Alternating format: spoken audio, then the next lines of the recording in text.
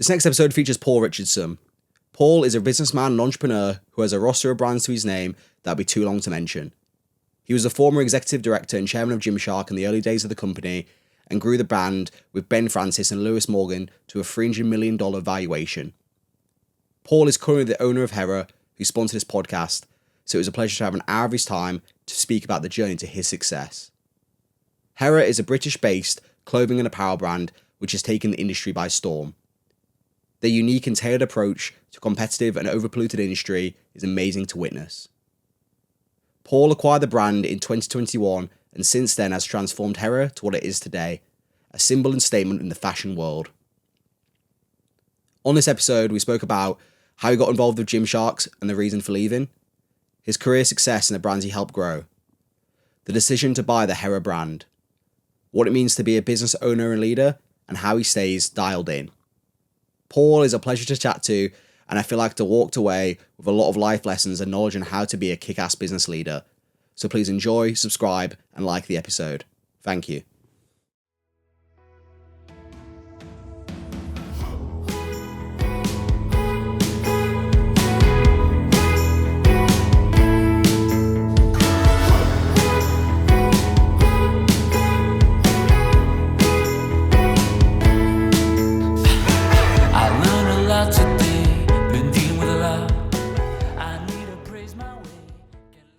Years now, I suppose, obviously. But we'll obviously dive in. We can dive into whatever. that. Throw it. I mean, I'll see where I can go with it. But I guess the first question is, who is Paul Richardson? Like, who obviously you are? I know obviously there's a lot of stuff on LinkedIn and social media, but I guess is like kind of like a start for where people don't know much about you. Like maybe a bit of background, obviously where you're from, where you grew up. Obviously we're still kind of down south, but is there anything like people don't know about you, of like your early years, that you can obviously share, and we can obviously dive into some individual areas afterwards? Yeah, I mean, I'm from Birmingham originally. I'm a sort of story about how I was born. I think it's been said a few times on podcasts, and things like that. So potentially going to be an orphan, and that's obviously quite a big thing. I'm a family man. Yeah, family is really, really dear to my heart. Lifting is dear to my heart, and my mental health and physical and mental health. Yeah. But I mean, I think what I could say is like, I was an average guy. I wasn't special at school. I was really shy. I had a stammer at some point. My childhood was sort of littered with my dad not being around. So I think, it shaped me into being, sort of a person that cares, wants to try and look after people. So I've got that sort of in me of, I'll sort it, that sort of thing. I think the main thing is, I've come from nothing. I wasn't super special. I wasn't super intelligent. But hopefully in terms of success, I've had big experiences, done lots of things, experienced loads and loads of things, highs and lows, and I'm still here, able to tell the tale. So I feel very grateful and very lucky. Yeah, no, I was going to say I was obviously looking for your rap sheet, quite a record of, was it Waste Management and then it was Gymshark, or was it All Saints first and then it was Gymshark and then it was now HERA? I guess. So it's been quite long. You've got a big area of waste management, and obviously, family business, very sort of hand to mouth type business. Very, I'll use the words unprofessional in a sense, but so starting sort of there, moving towards more professional, selling the company in 1989, and moving on from there, getting into the more corporate world on that waste management, but didn't really like that. Back into waste management again. And waste management and recycling. So it's waste management initially, skip hire, and then waste management and recycling the second time. So being far more professional, knowing a lot more, learned from loads of different things in the past. What else have I done? Nappy recycling, Birmingham City Football Club. Nice. Involved in them in the early 2000s. All Saints, retail. Yeah, great brand.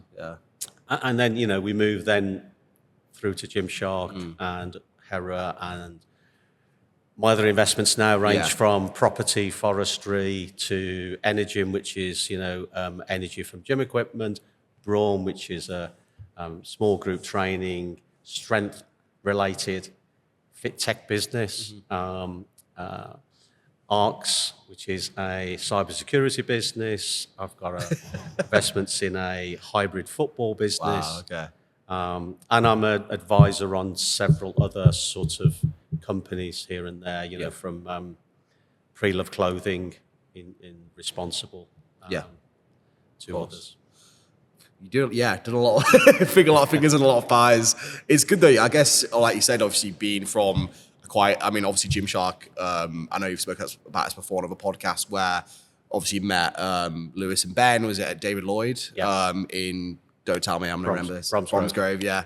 And I guess that was, I think obviously you're speaking to Scott Thomas about it, how they were kind of, turning over 4.5 mil a year. It was kind of like 7 or 8 staff, family, friends, and they essentially they were kind of like you said, kids kind of like trying something new, kind of entering the space of kind of fitness and athletic wear and bodybuilding. And I guess they probably came to you for a bit of advice about that and obviously how to run a business. So I guess it's kind of a weird, because I feel like a lot of the best stories always happen by accident. It's never this planned out thing. It literally is the case of I met this guy in a gym and we got talking and then we ended up working together for X amount of years.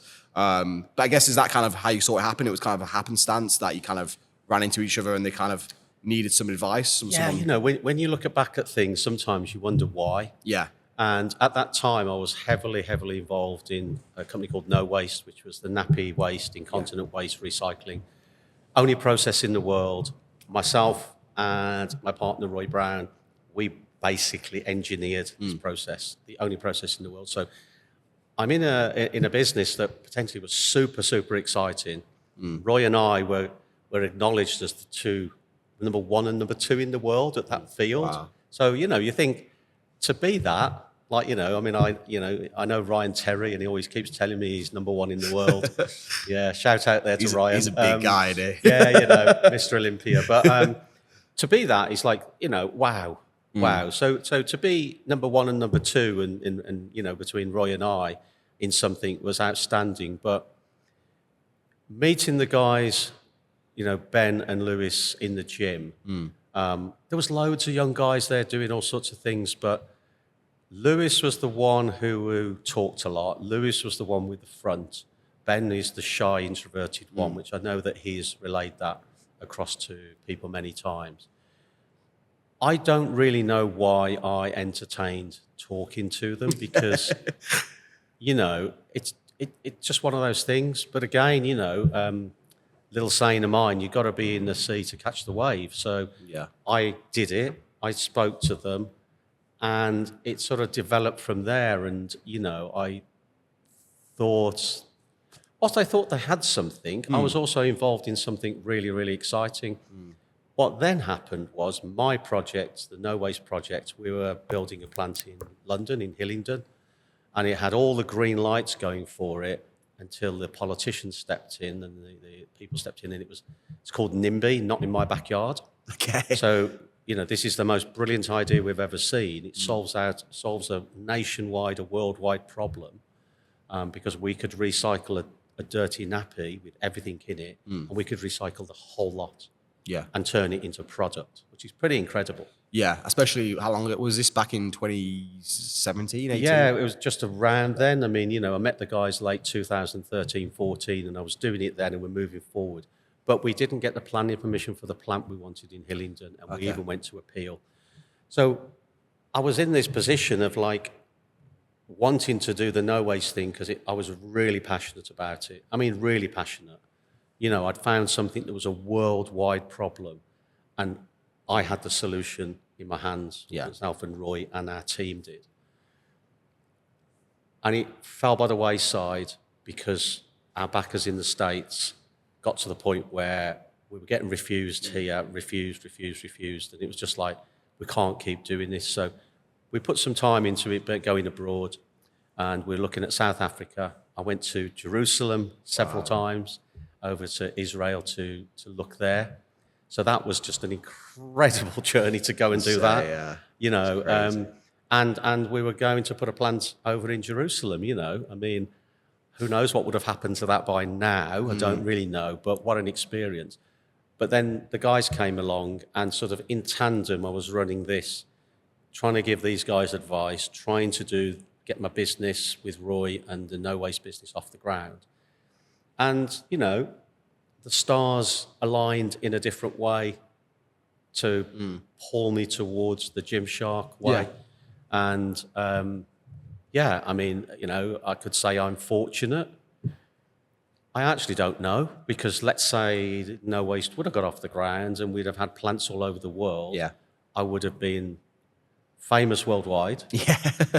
I don't know wealth-wise what, but who knows? Yeah. Who knows? But that wasn't to be, and it's still not been solved. No one has built a plant. No one has built a plant. Still not done it? Yeah.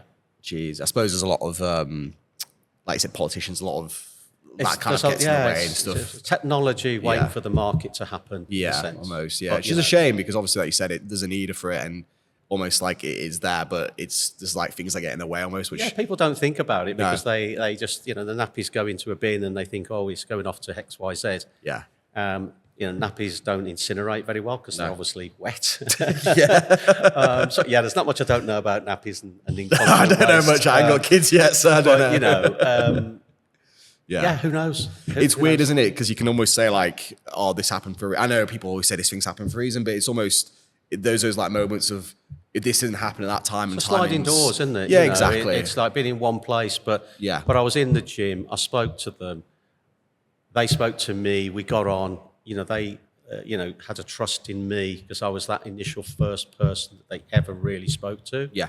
So, you know, it was myself that brought along and helped them trust a lot of the other people that came in, like Steve Hewitt, Rich Chappell, accountants, lawyers, you know, warehousing, all the, you know, lots of more, I will use the words, more normal things that they...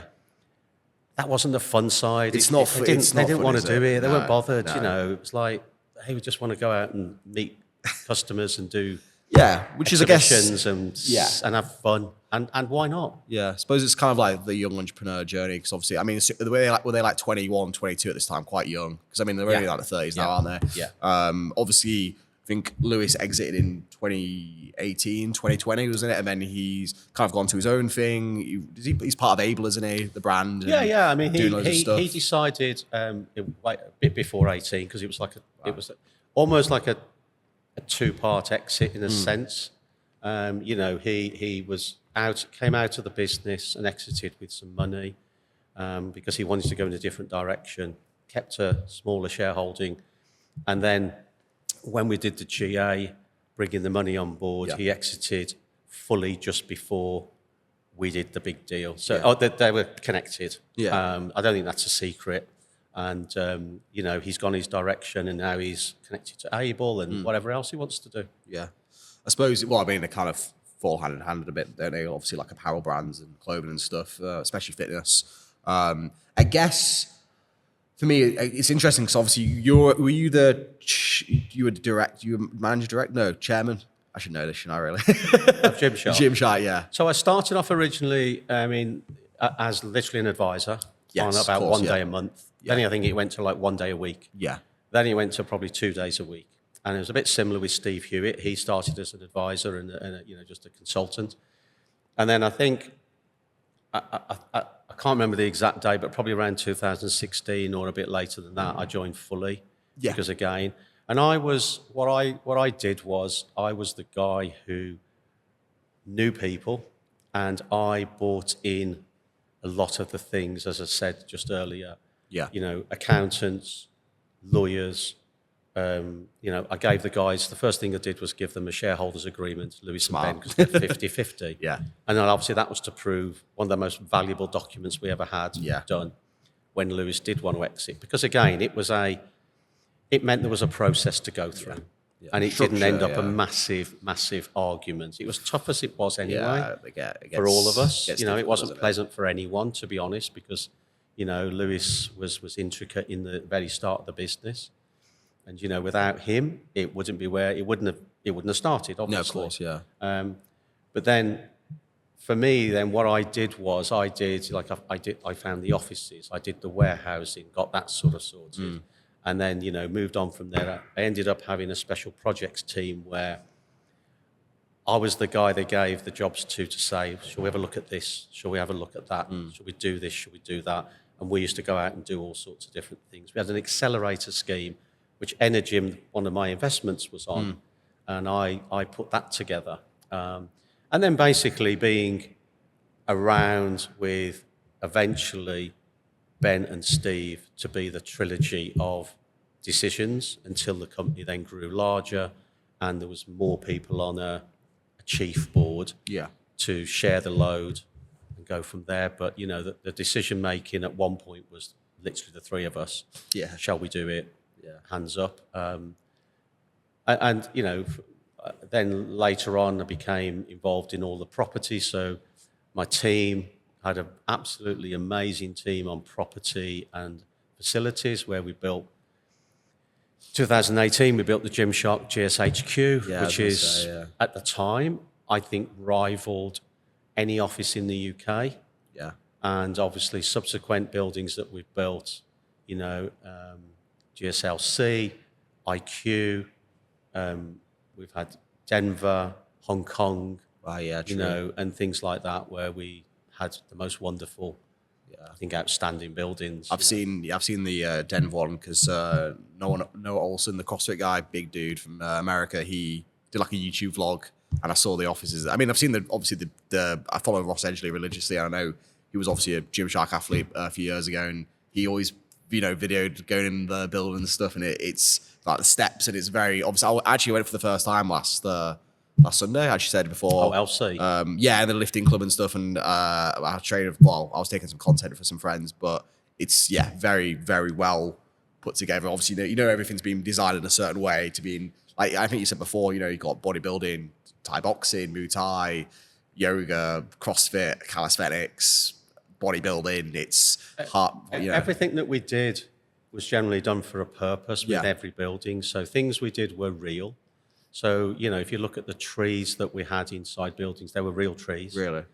So again, Ben was adamant early doors to me that, things had to be real. So it had to be real concrete. It had to be real wood. Yeah. Not fake. And so, if you put in a tree inside, we had real trees. Yeah.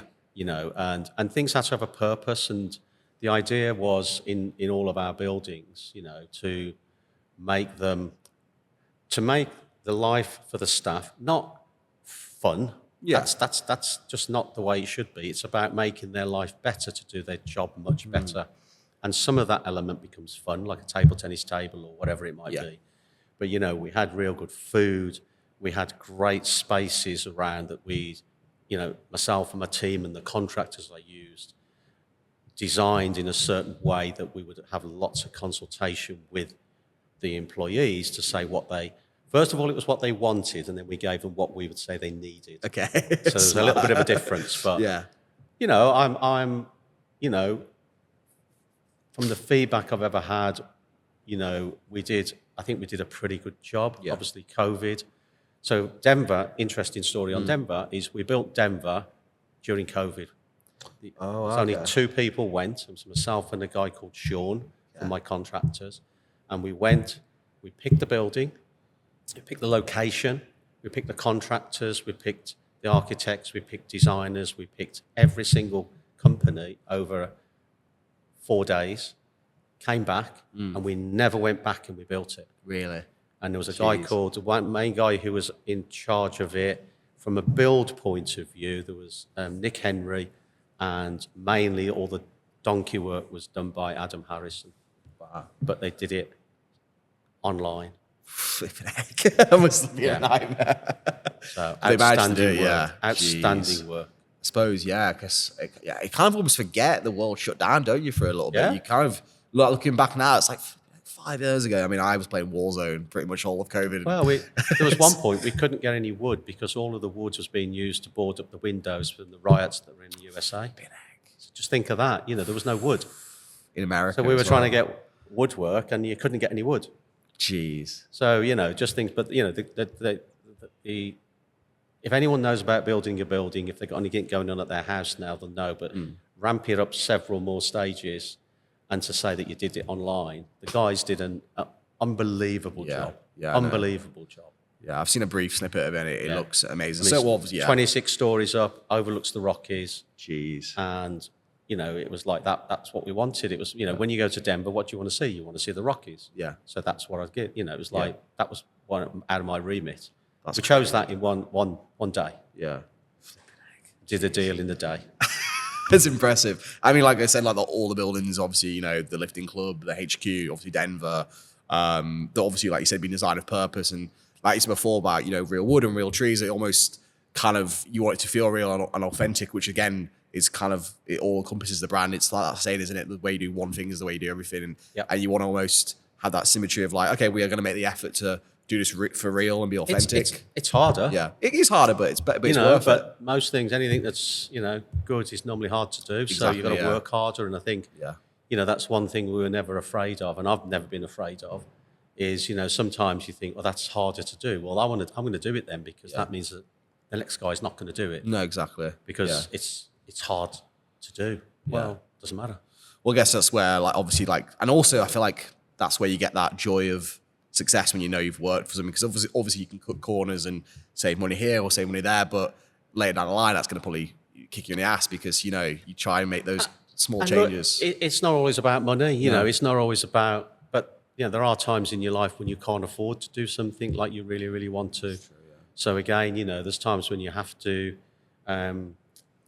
take a view on something or accept something else. But I think as long as you know that and you're not trying to pass it off as something else, but again, that's knowing it yourself in your heart that, okay, I'm doing that and I'm doing that because of X, Y, Z. Yeah. I'm in my early stages. I can only afford an office building like this. I can only afford a warehouse like that, or I can only afford this type of person in my business. I can't afford someone at £100,000 salary. Yeah. So I'll develop someone at 25, and work hard with them to get them to be that 100 grand person. Yeah. Yeah, I guess it's the kind of, like you said, you try one thing and you try something else, but I guess, like you said, it's better to be authentic and be real and kind of know you're doing it for the right reasons than trying to almost like fake it. I know like the people say fake it till you make it, and I guess there is that element sometimes you have to but then again, it's not authentic, is it? I suppose you almost lying to yourself as well. I think as long as you know. Yeah. I think the difference is when you fake it and you're telling, and you think it's real. Yeah. That's the danger. If you're faking it and you're faking it and you're trying to, whether you're blagging something, doing something, or whatever you're doing for that reason, you have to admit to yourself. But if you start thinking that you're doing it real, then you've got a real problem. That's when you have a problem. That's the you got an issue. I guess there was obviously moving on from Gymshark. Was it? So you acquired HERA in 2018, I believe, or just before? 2021. 2021. I'm losing my dates here. I'm getting confused with Gymshark. 2021. So it's been about 4 years now, or just give or take. Yeah. What was, I guess, I've always wondered this, because I know I've actually spoke to Holly on the podcast a couple of years ago, and we never really got into kind of what the reason was for acquiring, obviously, HERA, and kind of, was it just an opportunity that was there, or did you obviously love the brand? Was there a certain element there, or was it kind of just timing again?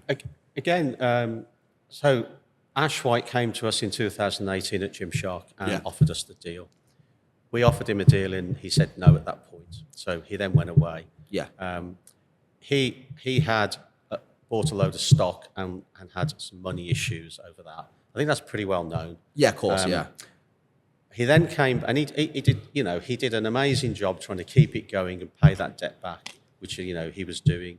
He came back to us at Gymshark, because 2018 was Gymshark.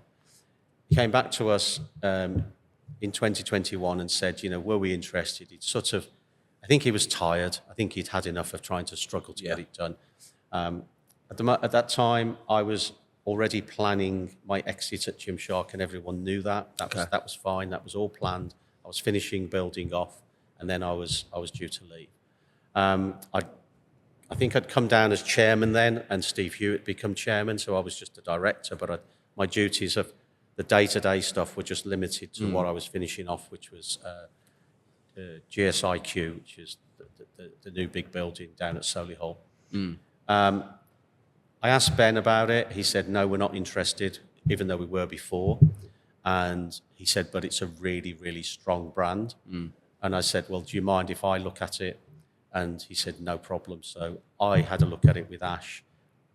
Myself and my girls had already been talking about doing something together, whether that was a start-up or whatever it was. And we sat back and we had a really good hard look at HERA, and it got lots of issues. Ash had tried his best, but it wasn't in a very good shape. And there was either take this on, or start something brand new. And we decided, again, I think Ben's comments were crucial in this, that brand is really strong. And I think that's the bit that persuaded us to actually move forward, because of his thought about how strong the brand was. And that's hard. And to start off a brand, there's so many successful ones. There's also a lot that start and don't carry on. You never hear about. Because to build up, followings and everything else now is super, super difficult.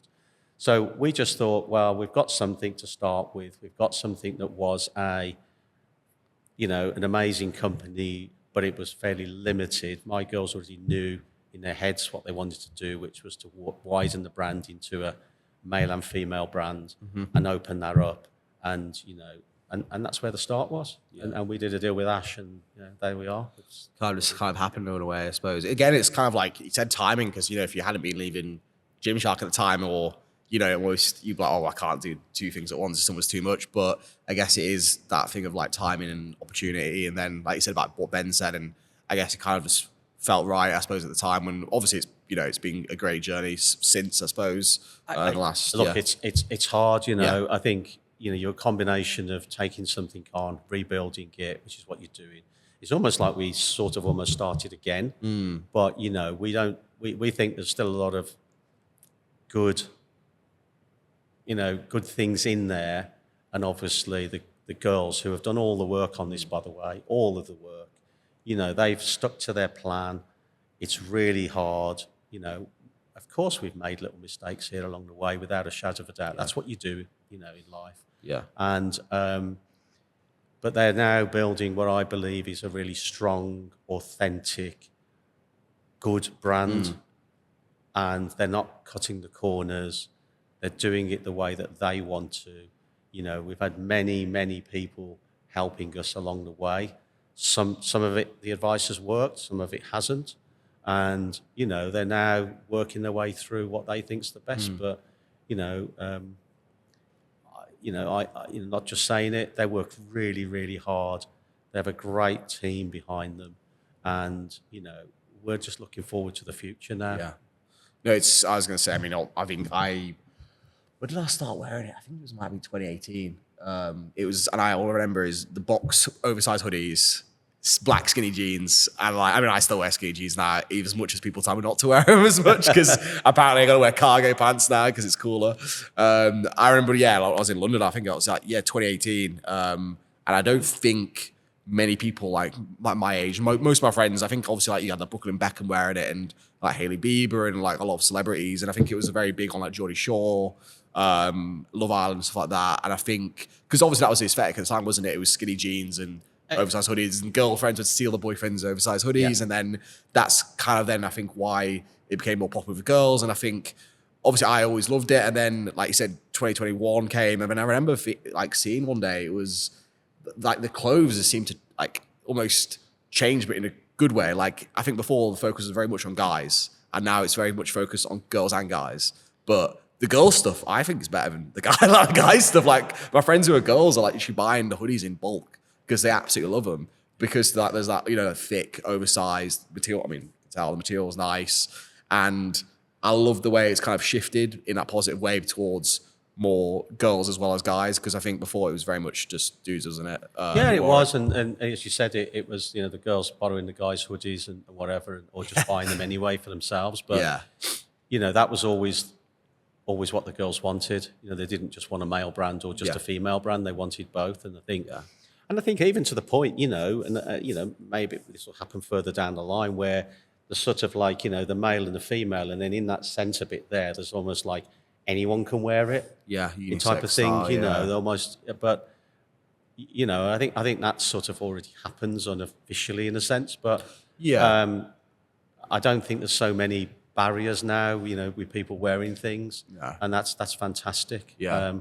But the one thing that they are absolutely passionate about is quality, and that sometimes have been a bit detrimental to profitability sometimes. But they're adamant they want to be known for quality. They want to be able to say, stand proud and say that. And we've launched something called Rewear.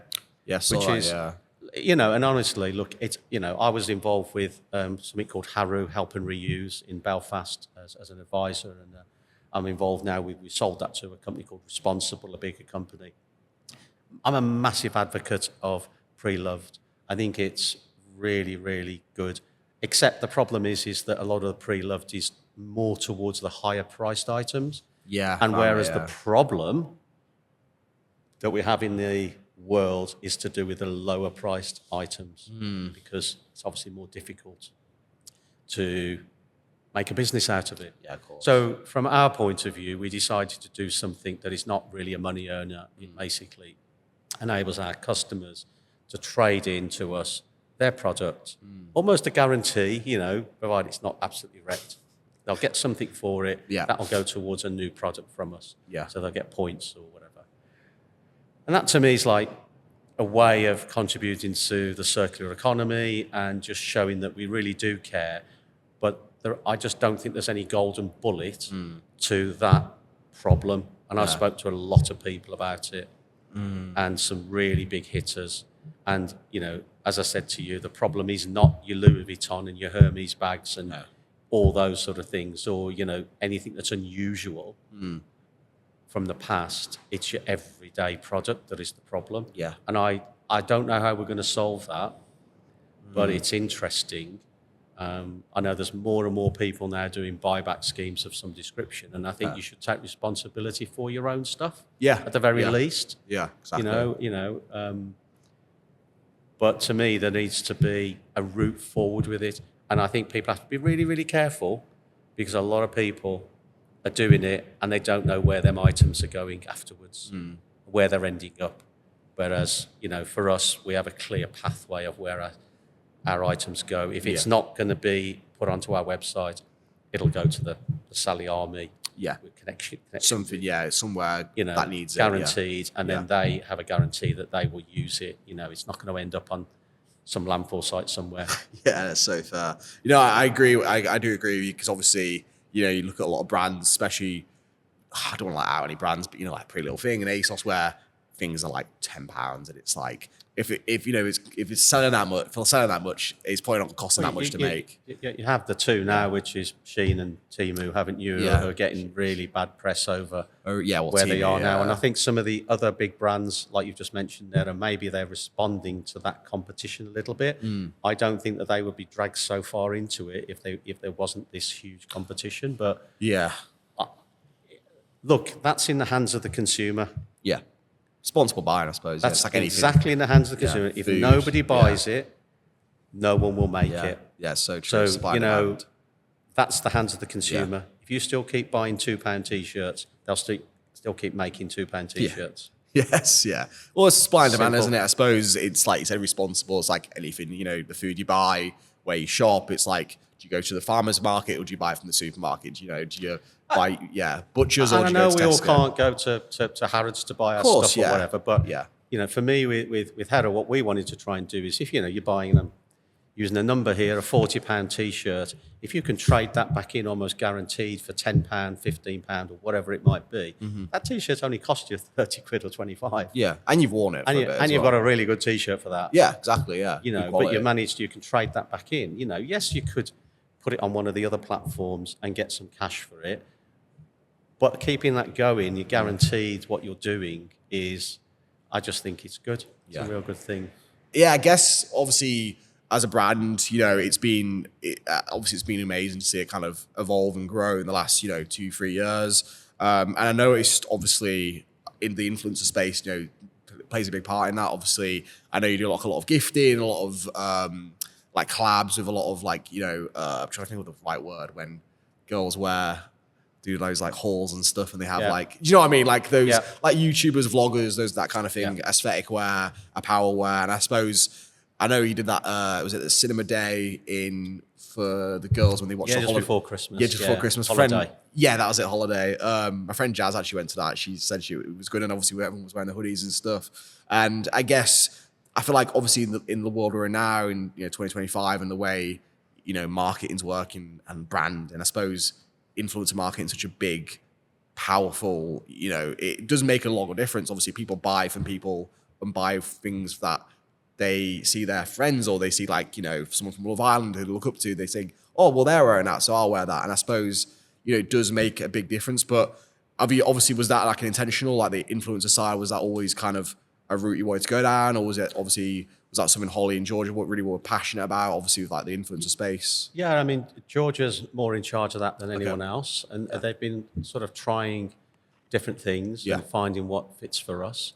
One of the things that is sure for us is that there's many different guises to it. There are people where you're literally paying for them to wear it and advertise it and things like that. But I think what we've managed to do and we're trying to do is interact with people who like it in the first place. Yeah. So who feel that quality and think this is actually a good product. I don't mind putting my name to it.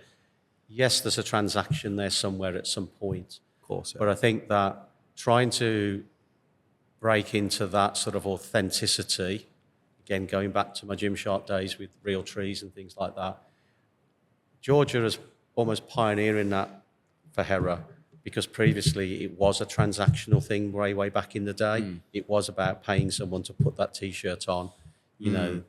Sort of Conor McGregor one is quite famous with Ash. And, an amazing thing to do.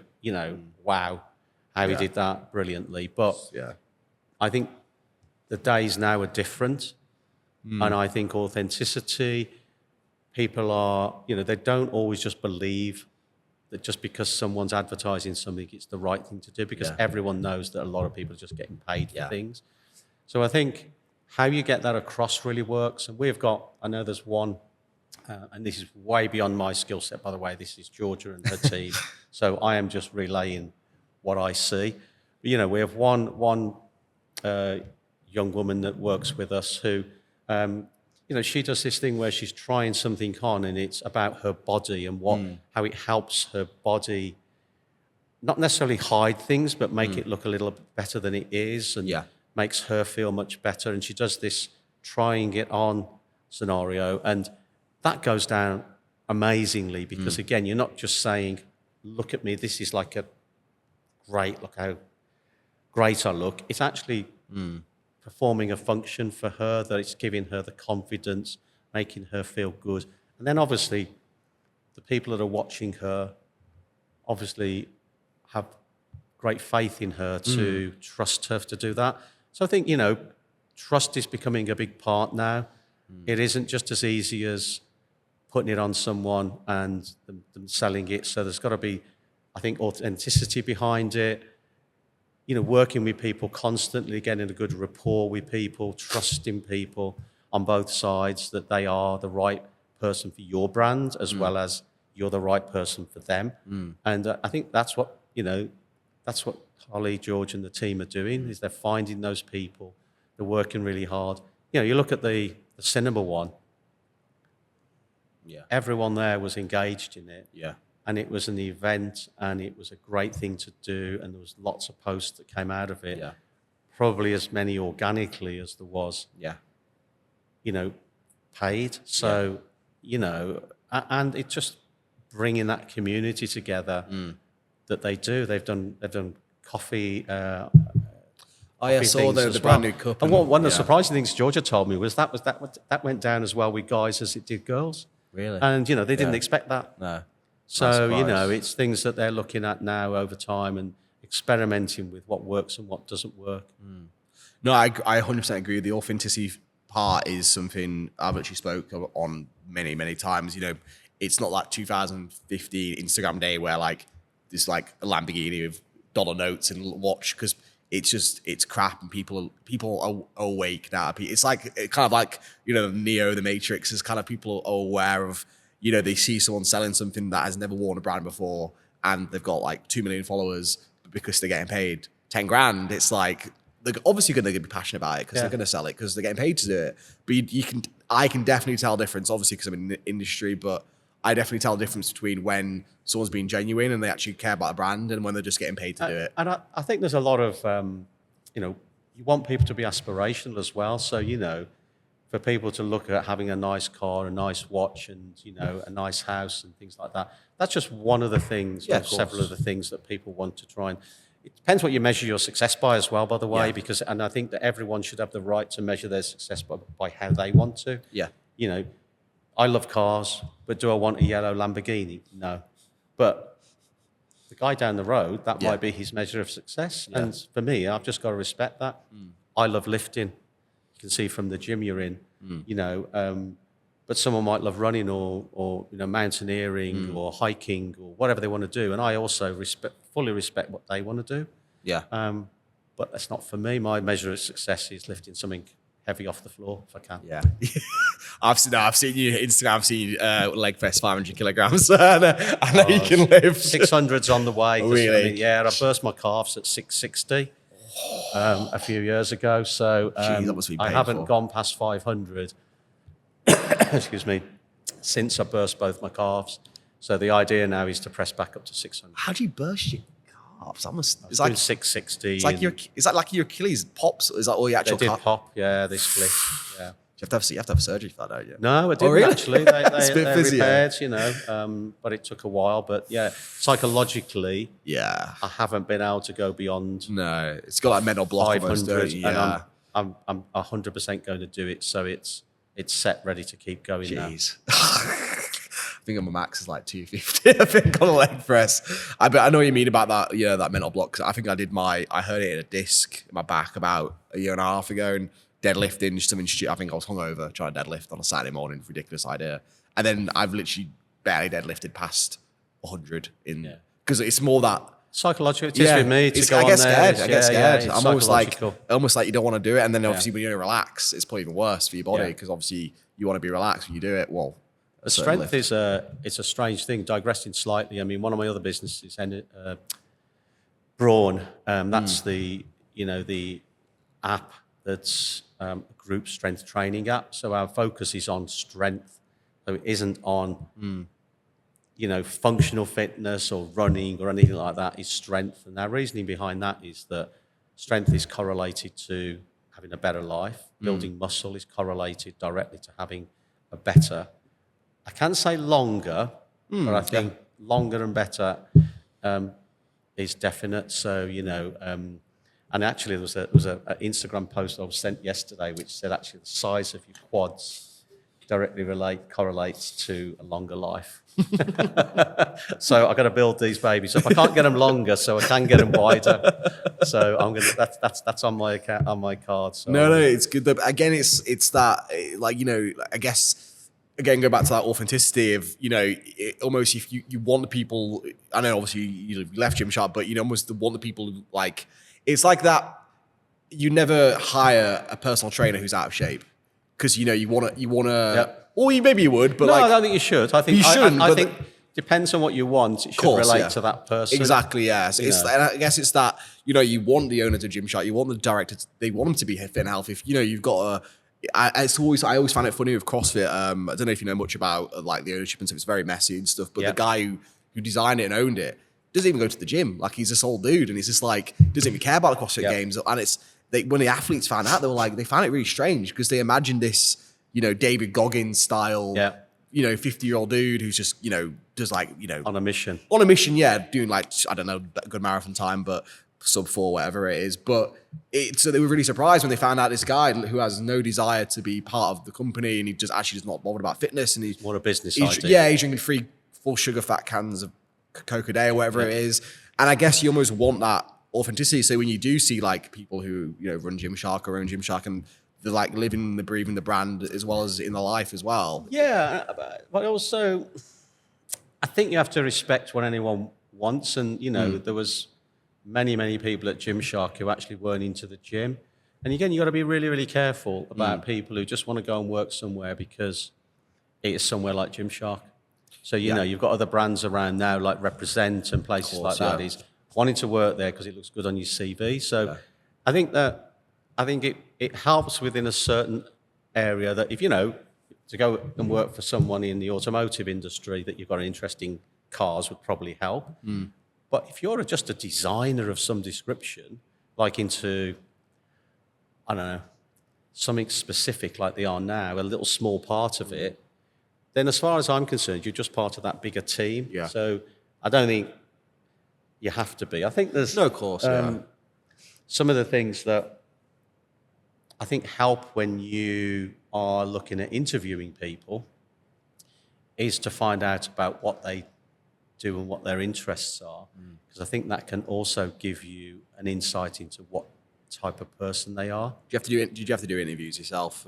Yeah. And it's the hardest thing you'll do because you're trying to bring someone on board that's you want to be in your company, and I'm going to say forever, but they're not probably going to be. No, yeah, of course. But for a significant amount of time because you're putting effort and money into it, and you're there for an hour with them, and then maybe another hour or something like that, whatever it might be, and certain things. So it's a really difficult scenario to get right. And I think that, that tip was given to me by a guy called Richard Chappell.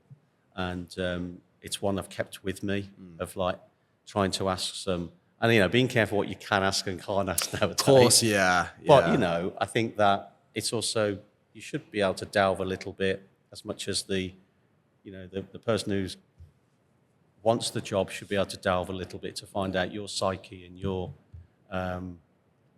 strategy within the business and things like that.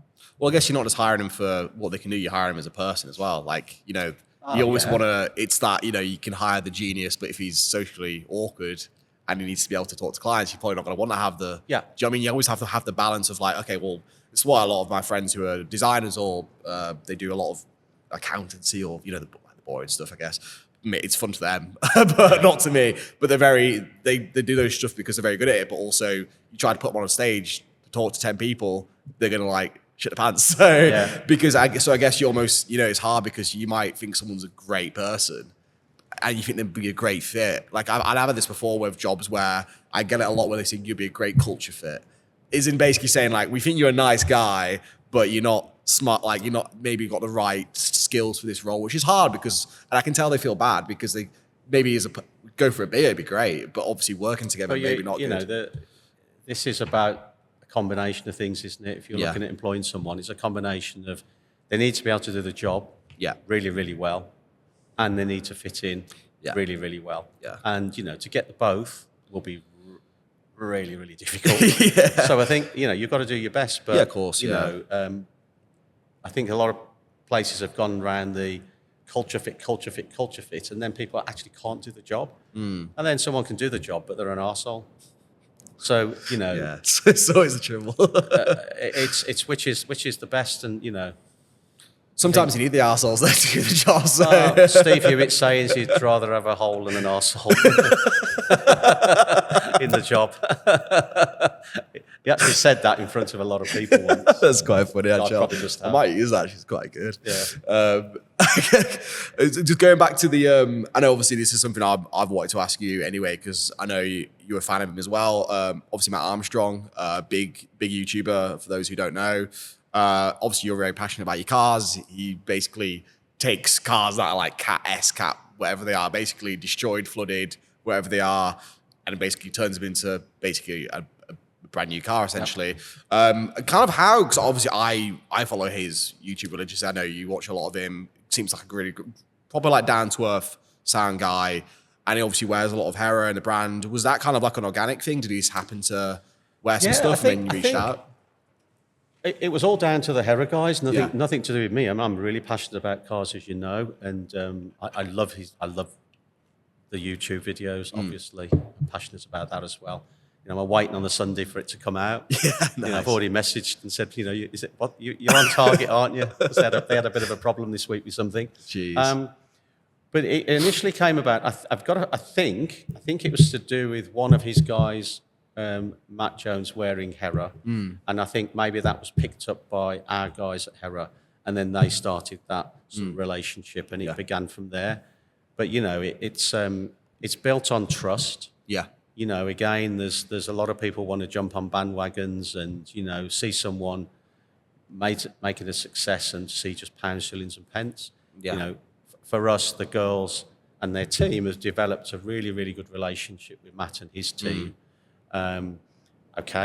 He's now becoming more successful every day and every week. Skyrocketed. It's like, and is it 3 million on YouTube now or something? Yeah, I mean, it's just, you know, they're in like 700,000 several different countries now.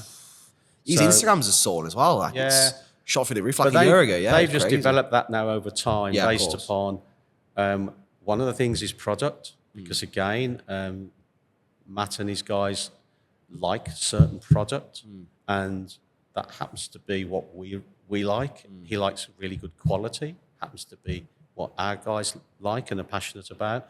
So they've just gelled, but it all, you know, it didn't start from me. You know, I talk with them, you know, because, you know, we're interested in the same thing. Yeah, of course. Yeah. But, you know, basically it was the girls and their team at HERA who flourished with it, developing it and moving it along as we go. But again, it's built on trust. Yeah.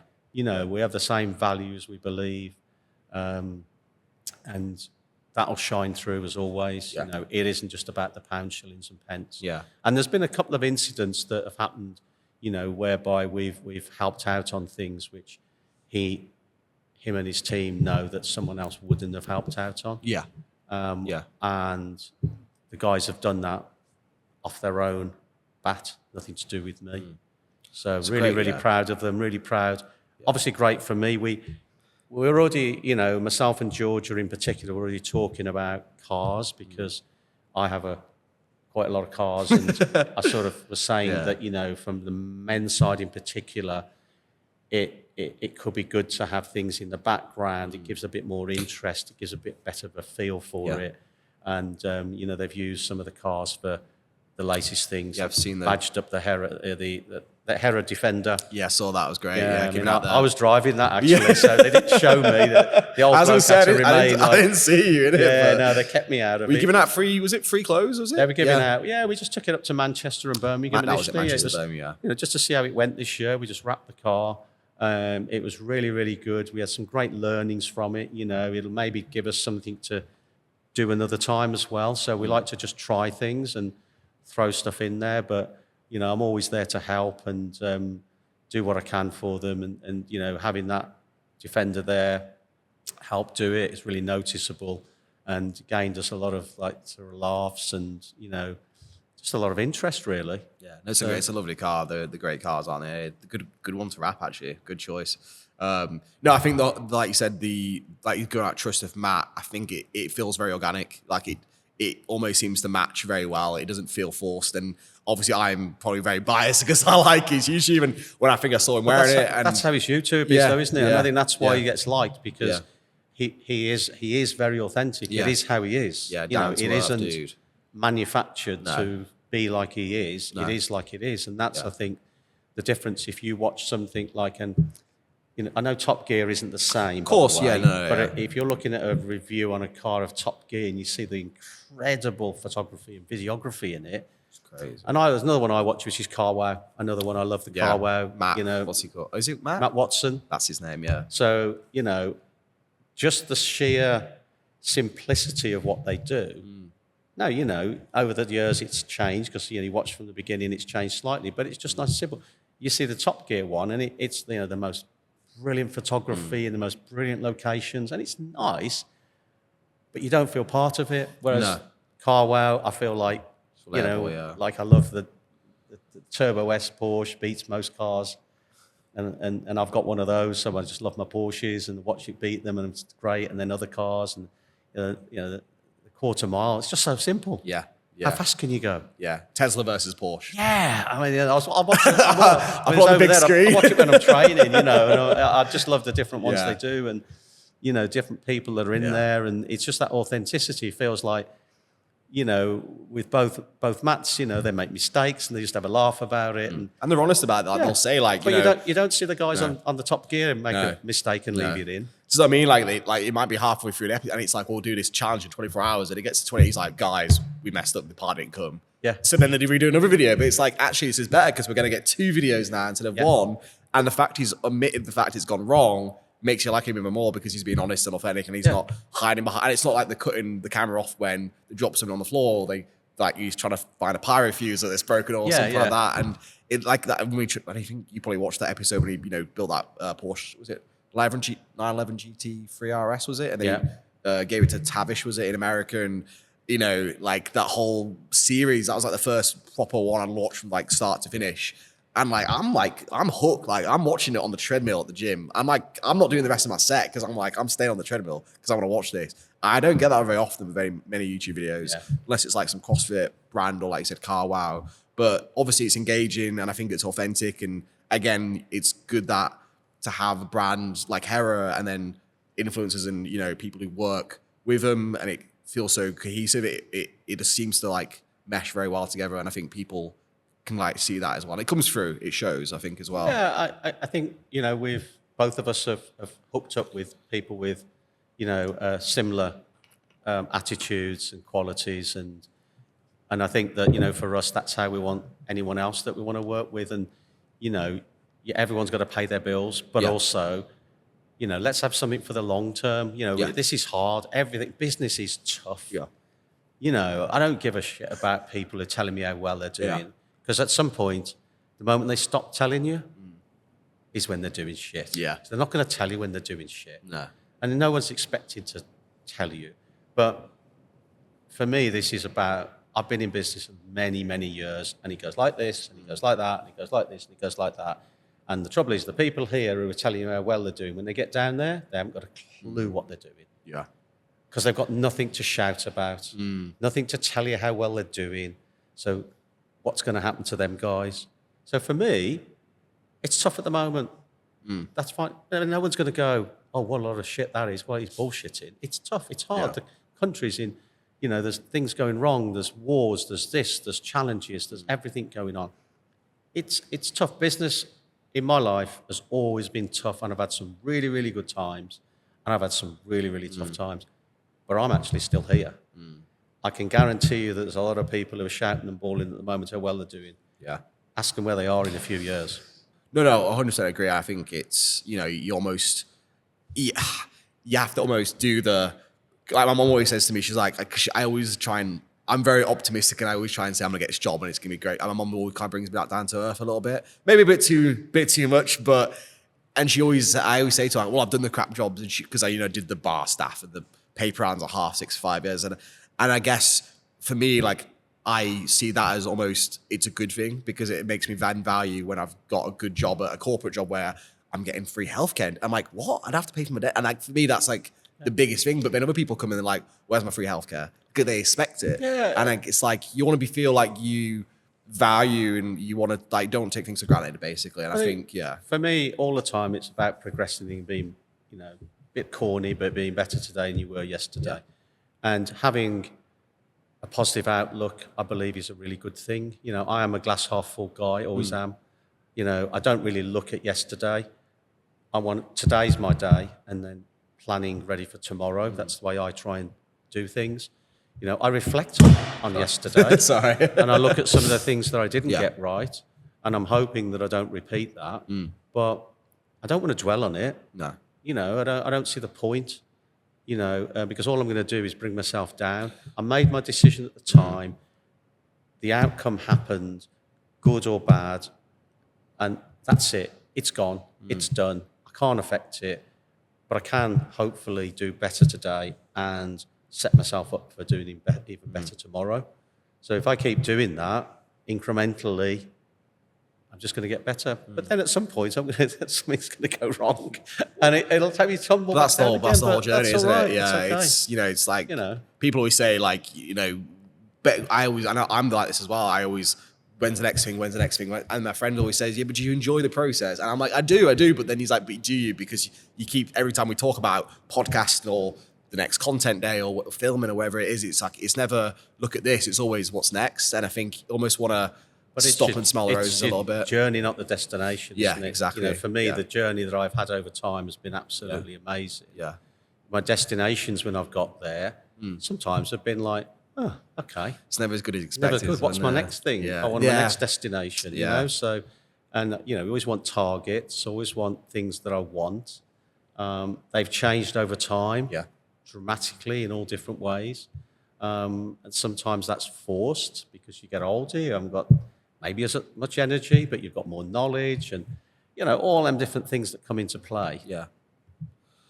Couple more questions because I'm wary of the we've been having to chew in the ear off for about an hour. It's a question I ask most guests, and you kind of already answered it earlier actually. But success, what is your definition of success? Because you know you said earlier about the guy down the road might like your Lamborghini, but for you, and I always use that analogy where for me, I get to 50 and I'm like getting a red Ferrari, soft top, and it's the classic, when you get retired or when you've got a bit of extra money and it's like I'm going to buy that red Ferrari. For me, that's not my goal. I love cars, but for me that's never been my North Star. But I guess for you, what is your version of it? Like, obviously like you said before, you've had a great journey and you've had great successes, but is there anything you define as success for you? Is it, because I know you've obviously touched on family and how important that is to you and stuff like that, but I think for me, knowing that you've done your best. So knowing that all through my career and my life so far, I've done my best that I could at the time. And, there are times when the gain's been about money, and it's all been related to money. And I thought money was the success. Money's nice, I suppose. But it is the currency of freedom. Yeah, in of a course, sense, because it allows you to probably do some of the things you want to do. For me, I'd like to finish where people will remember that I did a lot and I did some good things and I had integrity, and so being remembered will be really, really nice because I think you're easily forgotten, and you sort of live your life every day by certain standards, and but I haven't got anything materialistic that I really, really want because I keep trying different things. Like I tried having 15 cars because I thought I wanted a car collection, and I was advised by someone who had a car collection when I asked him what I should do when I was just starting, and he said, "Don't start." And I never stop. sort of wish I'd have listened because all that gave me 15 MOTs, 15 services. I was just about to say, 15 cars to charge, 15 cars I've got to take out and run because you can't just leave them there. And wash. and I found out that I tried that, and I actually didn't enjoy it. So I'm really, really glad that I tried to do something. So I think for me, trying things, finding out if that is the thing for me, and then if it is or isn't, I move on from there. Sometimes that costs you some money. Sometimes that costs you time. But also, how would I know if I was going to like 15 cars unless I tried 15 cars? I could have surmised on it, and I could have gone, well, it'll mean this, this, and this. But we tend not to think like that. And it's cool all the time. So you gotta have your own side like dreams and stuff. Obviously, I've got family. Yeah. I am on a sort of pathway to doing less work. I help, I believe, a lot of people now, for nothing, with advice, and try and give advice to people to help them at least avoid some of the pitfalls that I went through where I can. Some people take notice, other people don't. Family will be my thing at some point where I spend much more time, but I enjoy my work. I love working. So whilst I still love working, I'm passionate about health and fitness, healthy mind, healthy body, strong mind, and that way. So, that's something for me that my freedom financially has given me. The ability to have a gym like this where I can almost do what I want, when I want, anytime, day or night. Great space, by the way. I speak to some really good people about things that I'm passionate about. Talked about building muscle earlier. That's one of my businesses is based around, one of the businesses I invested in, by the way, is based around that. And I think that is going to become a huge thing. And that'll be something I'm really passionate about. So I think that my direction will change from just being in business things that are related to maybe money orientated or a great opportunity to being involved in things that I'm passionate about, but less of them. Yeah. I think that's my pathway probably. It's good. I mean, it's a great answer. I think you hit the nail on the head with, like you said, a healthy body, healthy mind, family, working less. But like you say, you've almost do everything you're doing, but just dial down a little bit because I mean, I suppose the whole point is you don't want to be running 1,000 miles a minute forever because it's tiring. Like sometimes, and you don't, you only need so much. Yeah. And you're not taking it with you. Give your family as much as you possibly can. They'll make their own as well. My girls are going to be very successful. I just know they are. And Forbes 30 under 30, Georgia, was it? Yeah. Was that recently? Pocket Rocket is George. Must be a proud moment. Super proud. I mean, I'm super proud. They had a meeting with someone yesterday, and I had a meeting with someone, and these people are from the same place, and we were talking exactly the same language. Yeah. It's like telepathy. Yeah. But that's developing. They did it exactly the way I would do it. So I'm really proud that that's something I've managed to get across to them.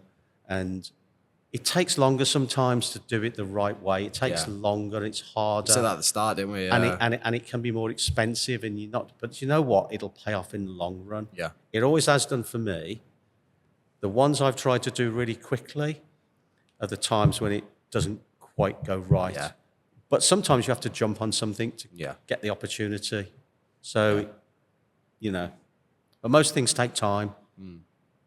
They do know that, and they do. The good things do. Most of the brands you look at now that are successful are 10 years old. Yeah, look at well, you said represent earlier. Yeah. They've been building that brand for 10, 12 years, but people only last couple of years. And they went through some really tough times. They had some awful. I mean, I helped them out with a couple of big things that within their business now.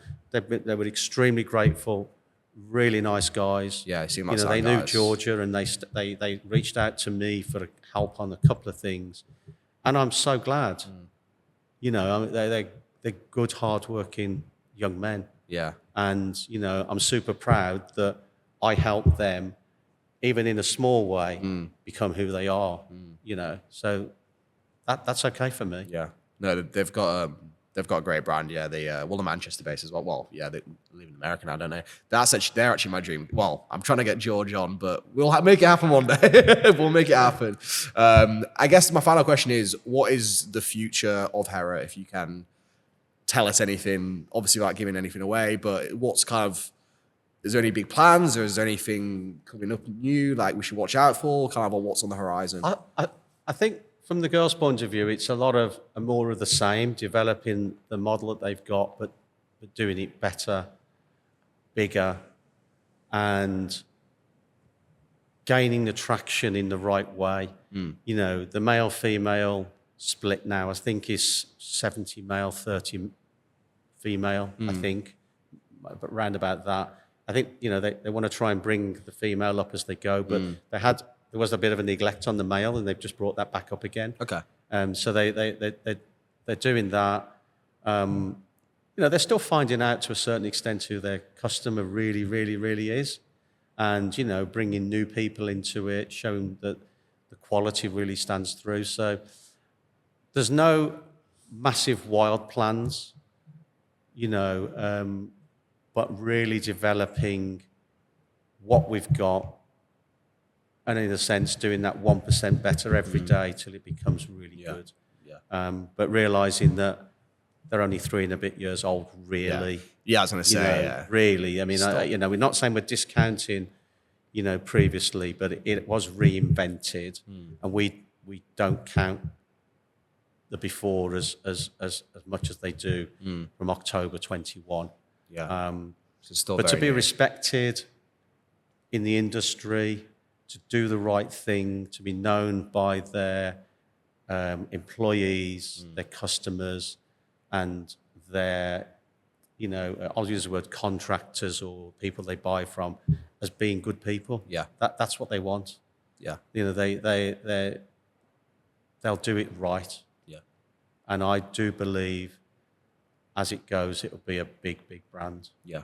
In the sense of respected, not talking turnover. Whatever that turnover is, will be the turnover. They're not got that in their heads of like, we've got to be multi-billion. Yeah, X dollar amount brand. by so and so. Yeah, they're not. They're not like that. Yeah. Perfect answer. Thank you so much, Paul, for giving your time today. It's been an absolute pleasure, and thanks for finally managed to do it. I think. I think. What did I ask? I think I asked. I was like, I have to get Paul on that. I think that was like August 23. So speaking about a year, but yeah, I was like, you know what? I'm patient, man. So no, thank you so much. And well, thanks for being a supporter of the brand. And, no, always, yeah.